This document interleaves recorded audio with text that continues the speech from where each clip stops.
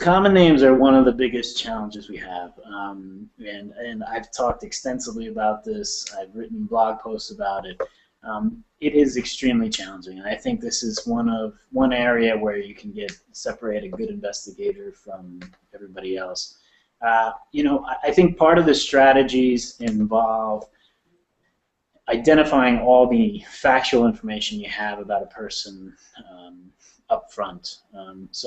Identifying their address history, the corporations they worked for, their wives, their ex-wives, their children's names, their businesses that they've been involved with, organizations, and that kind of stuff. So when you are conducting your research later on, you can sort of minimize the impact of the data that you're looking at, using combinations of address histories, using combinations, searching with names along with the things that you factually know about them. Going to specific courts that, in areas that they've lived and resided, using things like middle initial, obviously, and using the characteristics you know about them. Criminal records are a lot easier. Criminal records usually have some sort of identification, whether it be a social security number or date of birth.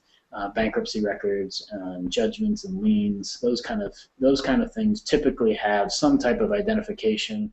And I want to stress the importance of working closely with the client who's hired you to do the background investigation, and to really ask the client questions in terms of releasing everything that they know about the subject.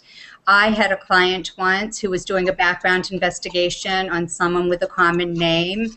I could not locate the person, but the client did say that he thought that he had a mail order bride.